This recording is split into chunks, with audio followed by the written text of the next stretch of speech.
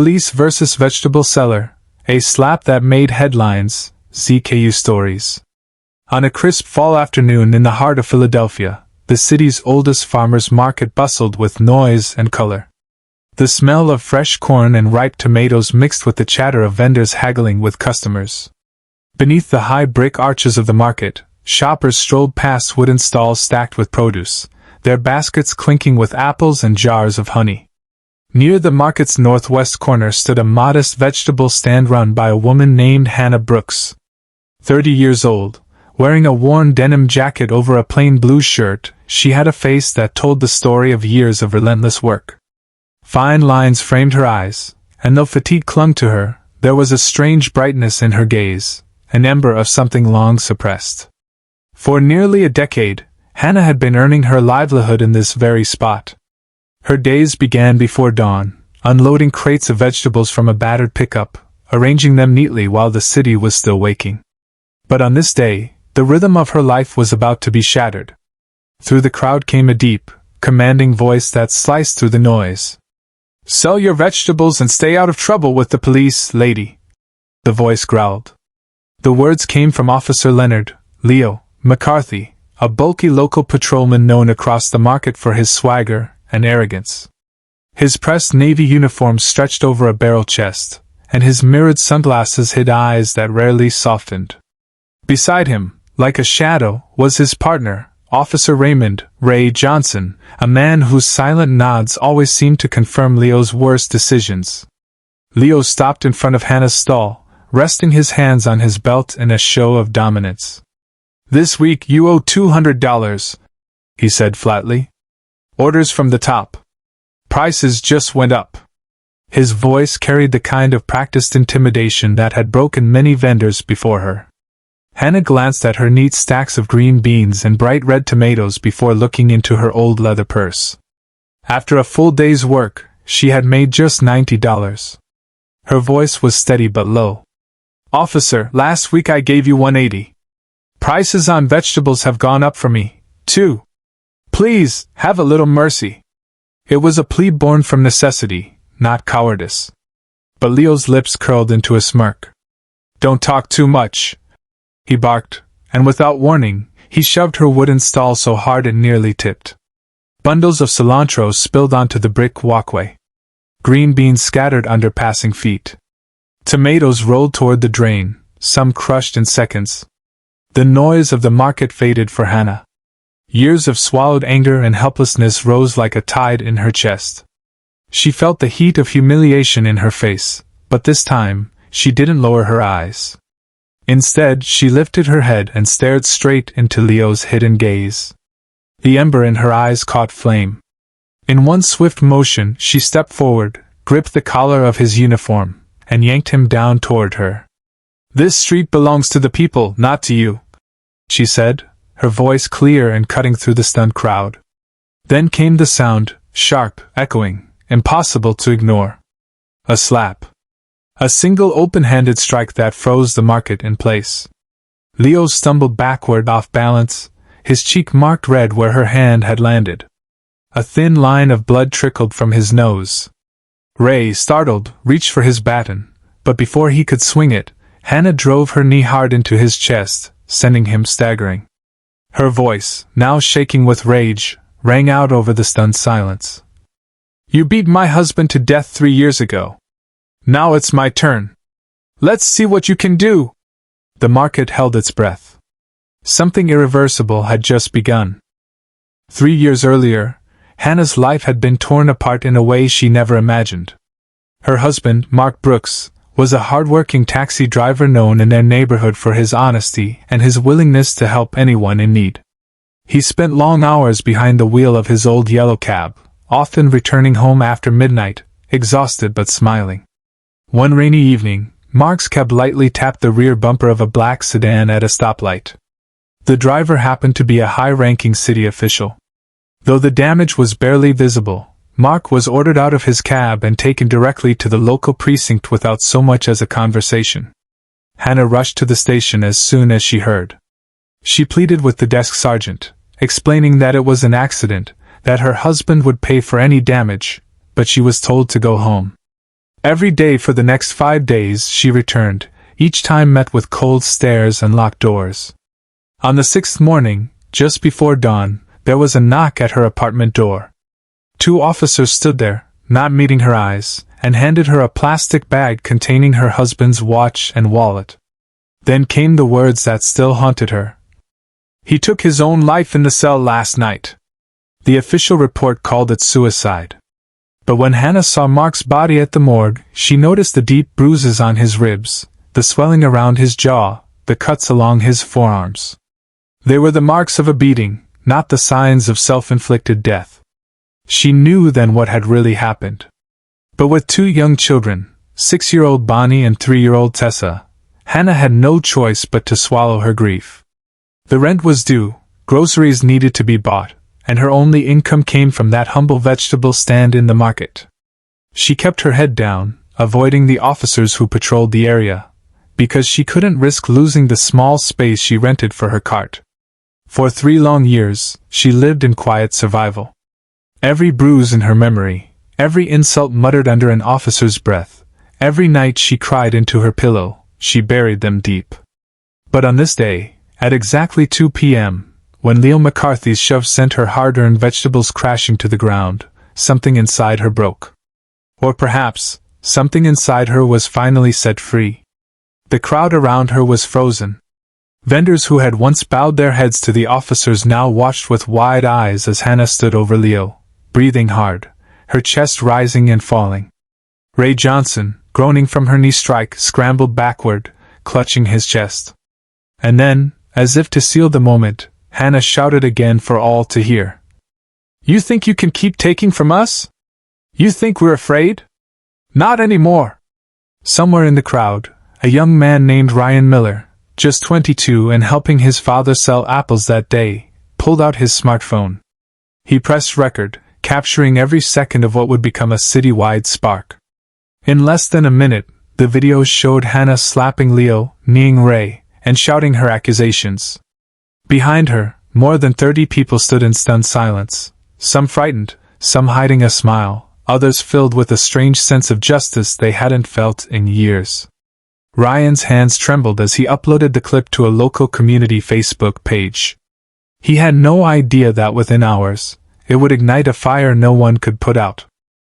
By the time the autumn sun dipped low over Philadelphia, Ryan's 30-second video had already made its way through half the city. It jumped from one Facebook page to another, spreading across WhatsApp groups, Twitter feeds, and even local Instagram stories. The caption under most shares read, "Street vendor stands up to corrupt cops." Within 2 hours, local news stations picked it up, playing the clip on repeat. The image of Hannah, her hand raised, her voice defiant, played over and over again, accompanied by headlines like, "Farmers Market Showdown," and "One Woman Against the System." For many watching at home, the scene was more than shocking, it was deeply personal. People who had lived for years under the shadow of intimidation from certain officers saw themselves in Hannah's stance. By nightfall, anger was simmering. Small vendors from across the city messaged each other, sharing their own stories of protection fees, threats, and harassment. That simmer began to boil. The next morning, as the market opened, there was a shift in the air. Instead of baskets of vegetables, more than 50 vendors carried signs.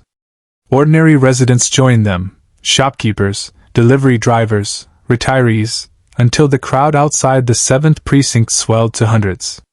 One sign, written in bold black paint, stood out. "Today, we are all Hannah." The chants began slowly but grew louder. "Justice for Hannah! End police extortion!" Inside the precinct, the mood was entirely different. Officer McCarthy's swollen cheek and Officer Johnson's bruised ribs had been photographed, and the decision came quickly, swift, harsh retaliation. That night, as Hannah tucked Bonnie and Tessa into bed, pounding fists rattled her apartment door. When she opened it, 3 uniformed officers stood there. Without explanation, they pulled her hands behind her back and slapped cold metal cuffs on her wrists. "You're under arrest for assaulting a government officer, attempted murder, inciting a riot, and making threats to kill," one of them read from a paper.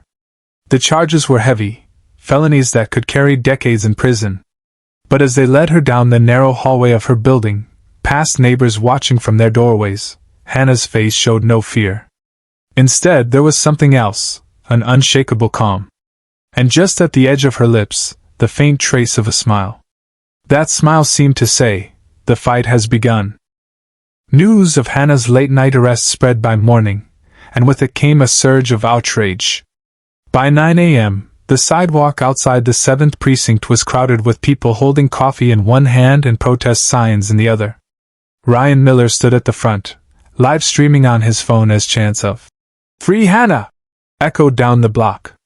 Inside, Hannah sat in a dim interrogation room, her hands cuffed to the table. Across from her, Detective Susan Parker flipped through a thin folder.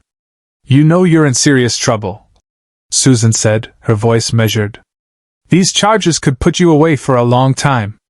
Hannah leaned back in her chair, meeting the detective's eyes. "So could letting men like McCarthy walk free." Detective Parker hesitated, then closed the folder. There was something about Hannah's tone, not defiant for show, but deeply certain, that made her pause. Still, procedure demanded she leave the room, and when she did, Hannah was returned to a holding cell. Meanwhile, in a small apartment across town, a man named David Chin was watching the video again. David was a local investigative journalist and activist who had made a name for himself by using the Freedom of Information Act to expose government corruption. He'd already been sent dozens of messages from market vendors claiming McCarthy and Johnson had been extorting them for years. David got to work immediately. He filed for internal police complaint records, and within hours, he had what he needed: 8 prior complaints against Officer McCarthy: land grabbing, intimidation, illegal, protection fee, collections. Every case had been closed for lack of evidence. But there was more. Digging into old case files, David found the report on Mark Brooks's death, the one Hannah had never been allowed to see.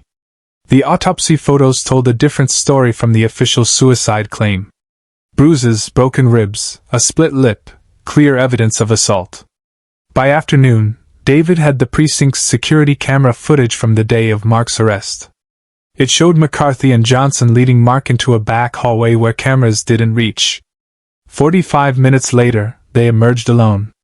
David knew what he had was explosive. He called a press conference for the next morning, promising to reveal the truth about both Hannah's arrest and the death of her husband. That night, Hannah remained in a cell, but the city outside was shifting. Protesters camped out in front of the precinct. Restaurants sent food to the crowd. Local musicians played guitars under the streetlights. The story was no longer just about one woman and 2 corrupt cops. It was about every person in Philadelphia who had been stepped on and told to stay quiet. And for the first time in years, they weren't staying quiet anymore. The next morning, the air outside City Hall was electric.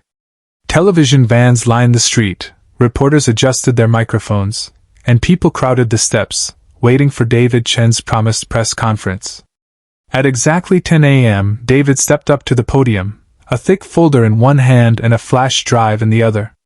"Good morning," he began, his voice steady but carrying the weight of urgency. "What you are about to hear is not just the story of one woman's arrest. It's the story of a system that has failed the people it swore to protect." He clicked a remote, and behind him, a large screen lit up with grainy security footage from the 7th precinct. The video showed Mark Brooks, handcuffed, being led down a hallway by officers McCarthy and Johnson. The timestamp ticked away. 45 minutes passed, then the officers reappeared without Mark. David switched to the autopsy photos, blurring only enough to comply with broadcast rules.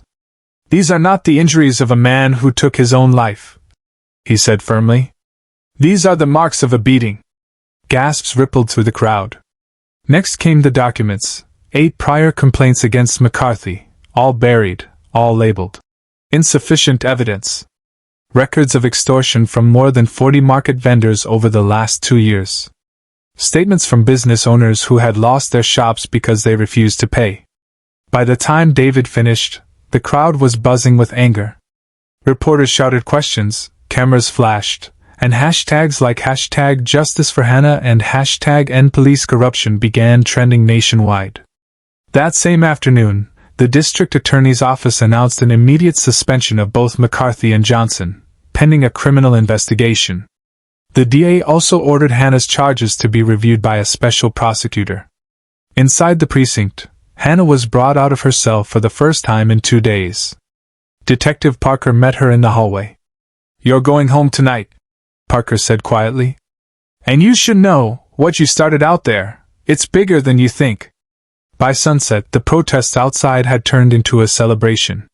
People clapped and cheered as Hannah walked out the front doors, her daughters Bonnie and Tessa running into her arms. The crowd chanted her name, and for the first time since Mark's death, Hannah allowed herself to cry, not from grief, but from relief. But deep down, she knew this wasn't the end. The fight was only just beginning. 6 days later, the case reached Philadelphia's fast-track court.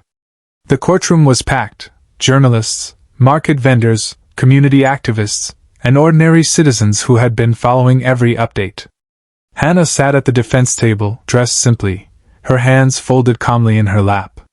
Judge Margaret Ellison, known for her sharp mind and uncompromising stance on corruption cases, entered and the room fell silent. After reviewing the evidence, the CCTV footage, the autopsy report, the vendor testimonies, she delivered a verdict that would make headlines across the country.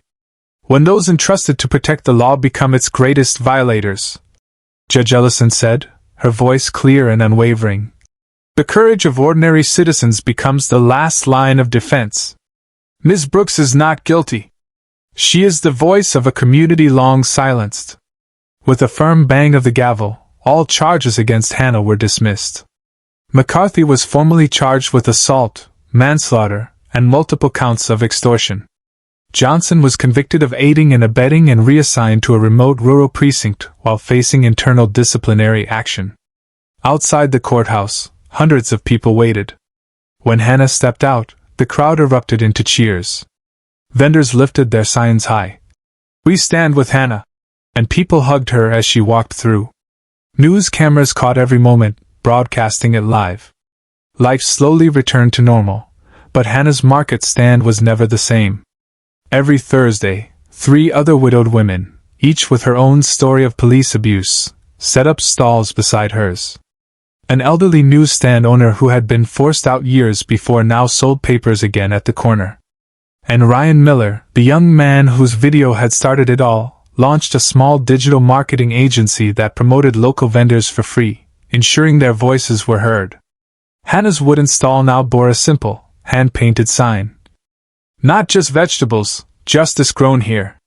Shoppers often stopped by not only to buy produce but to hear her story. She would smile, hand them a bag of fresh tomatoes, and remind them that courage was contagious. Her fight had become a symbol, proof that even in the face of power, a single spark could set off a fire too big to be put out. Hannah Brooks was no longer just a vendor in Philadelphia. She was a reminder that true strength lives in ordinary people who refuse to bow to injustice. And somewhere, in the hum of the market, in the laughter of her daughters, and in the proud tilt of her head as she arranged her vegetables, Mark's memory lived on, not as a tragedy, but as a victory.